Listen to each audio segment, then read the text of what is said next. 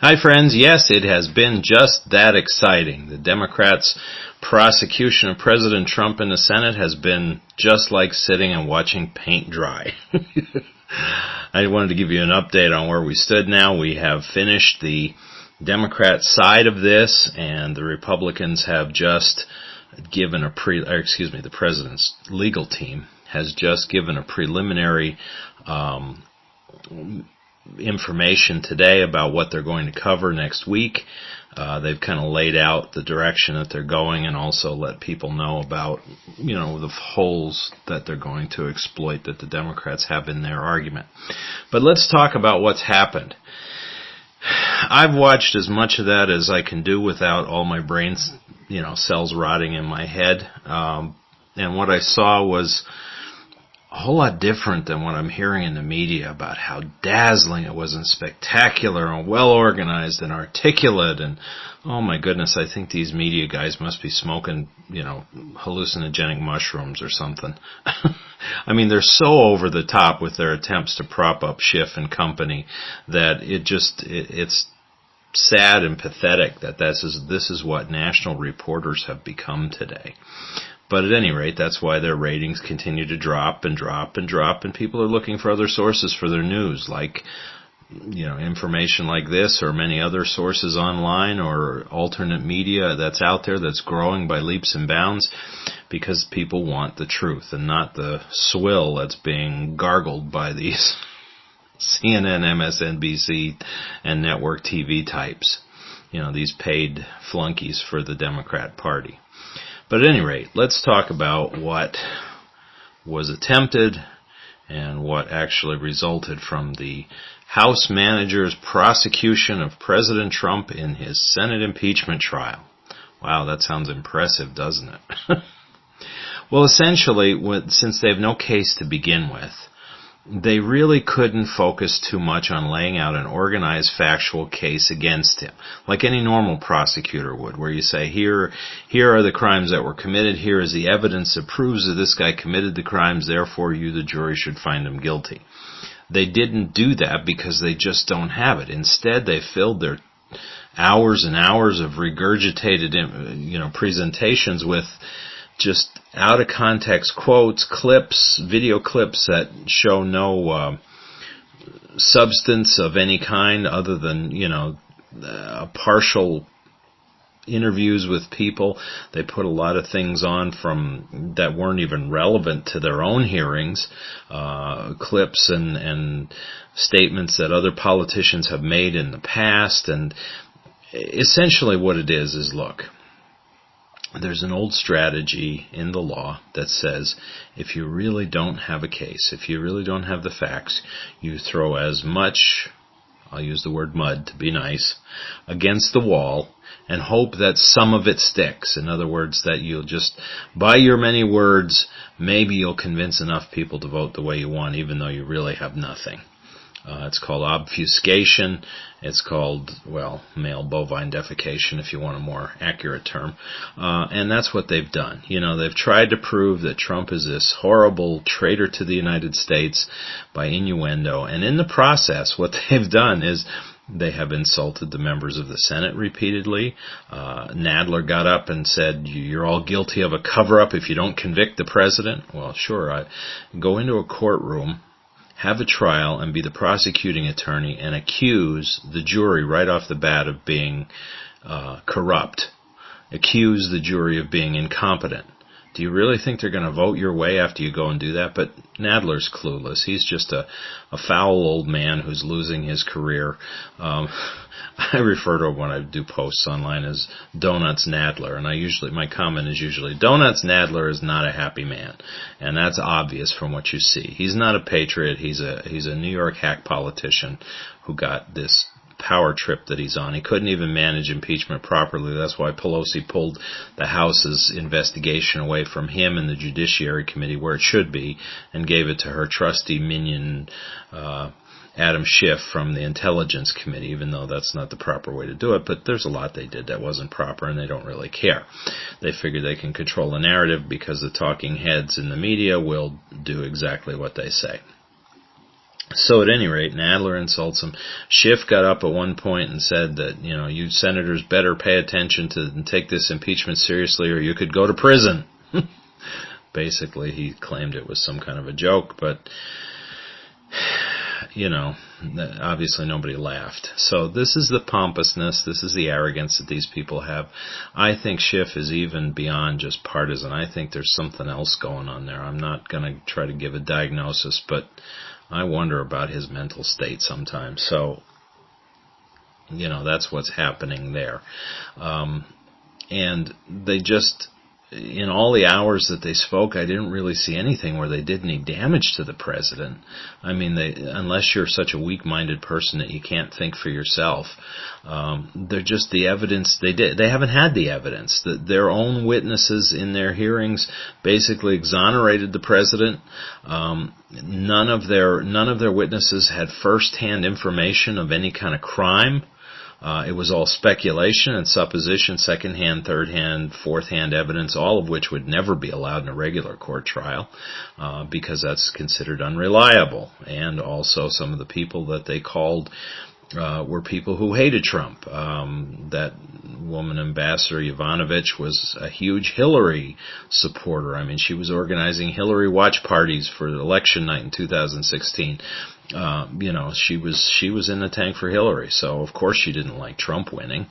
She's lucky she lasted in her position as long as she did, so Trump firing her was no big deal, but that's what they tried to make it out to be.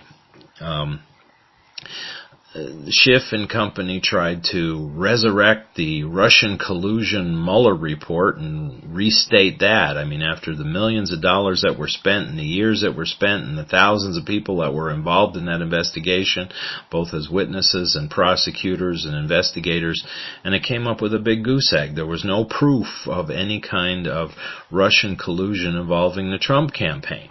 And that doesn't matter to Schiff and his friends. They're so hell-bent on getting rid of Trump that they figured, well, we'll just bring that up again, and maybe somebody stupid enough to believe what we say will ignore all the facts and think that, aha, Trump was really involved. He was involved with Russia. He was involved with Ukraine. I mean, who knows who else had tainted him and twisted the American election in 2016. Schiff also basically said, the voters who elected Trump were stupid, and they cannot be trusted to vote right in 2020.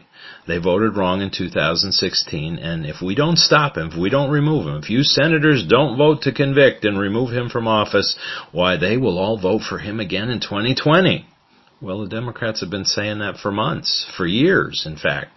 They're so scared of Trump draining the swamp and them losing their life of privilege that they've become hysterically unhinged, unglued, and the truth is something that, more than usual for Washington, has eluded them, or has, been spat upon by them, I should say.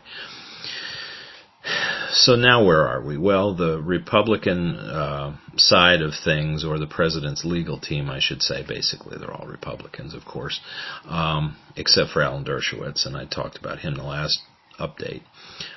They will present their case in earnest starting Monday afternoon, and then they will have, I think they used 2 hours today, so that means they'd have another 22 hours if they felt they needed it. Probably they won't. They'll probably get it done in a matter of, 2 days, one long day and one short day or something. I don't know. I haven't, read any analysis about what their case is all going to be, other than that they're going to continue to attack the errors, the lies, in the whole prosecution's case, and also lay out the simple facts. And the simple facts have been the simple facts from the very beginning, and that's something that the Democrats just have not wanted to admit.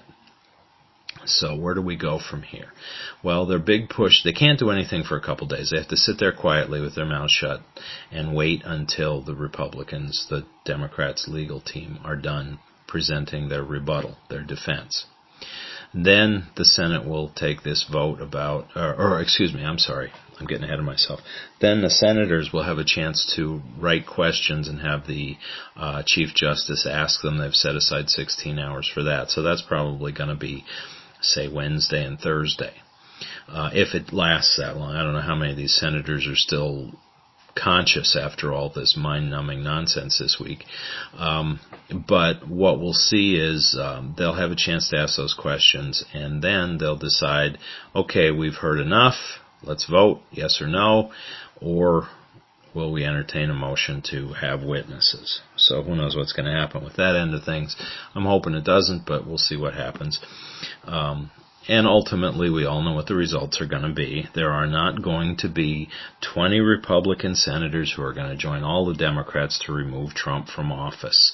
They've known that from the beginning. Their goal is to just sully Trump and slander him as much as they can before the election, because their own candidates are just so weak, inept, and radical that there's no way they would even stand a chance against Trump in 2020. But the good thing about all of this is that this has made Trump stronger, more popular, made the Republican base more committed to making sure that he gets reelected, and also committed that we get rid of the Democrat majority in the House in 2020. I read an article today that said no fewer than 1,000 Republican candidates have filed to run for the House of Representatives for 2020.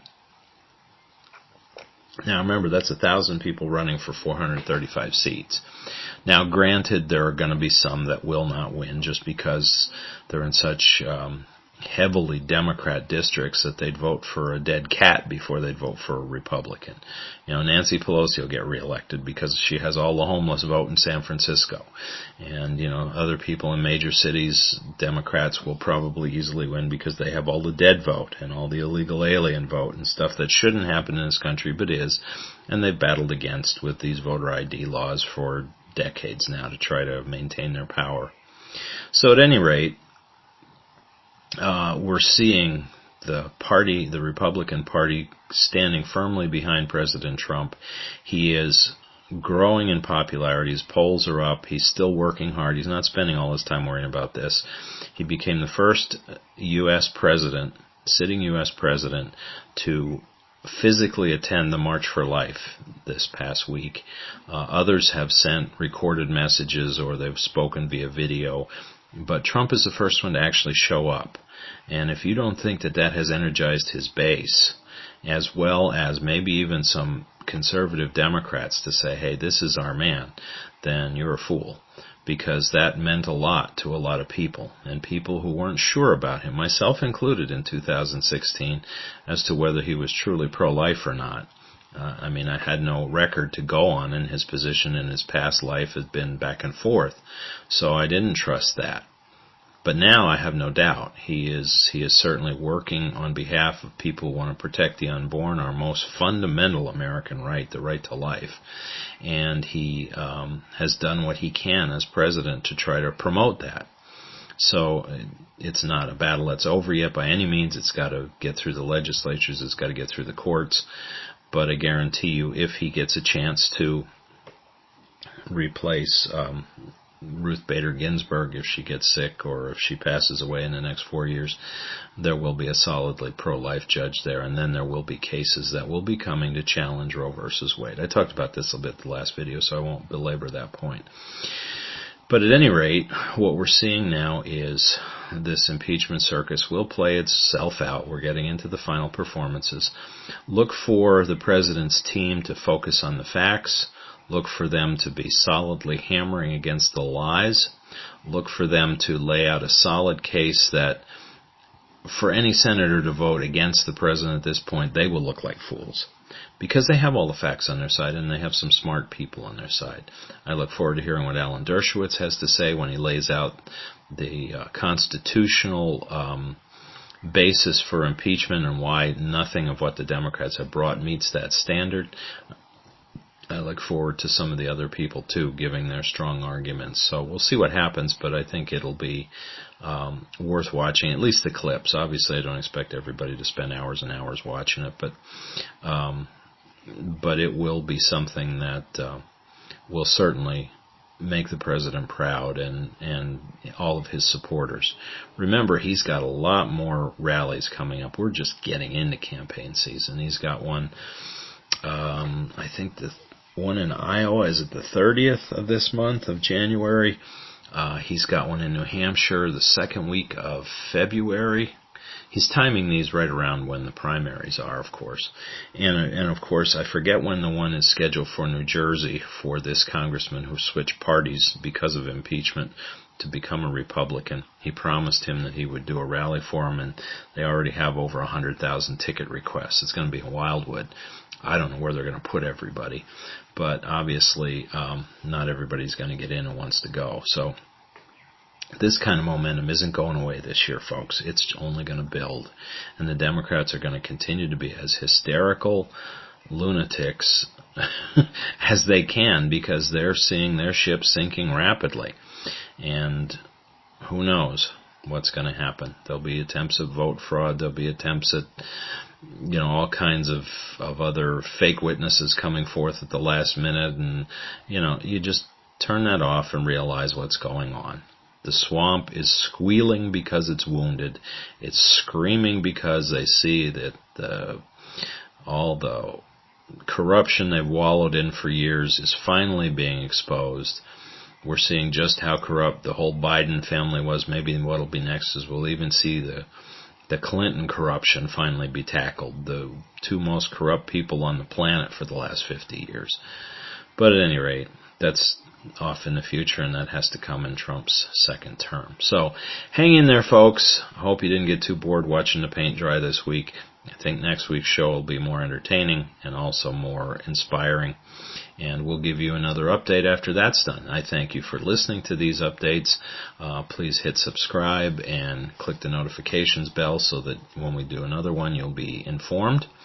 And please hang in there in the land of the free and the home of the brave, because this insanity will soon come to an end, I promise.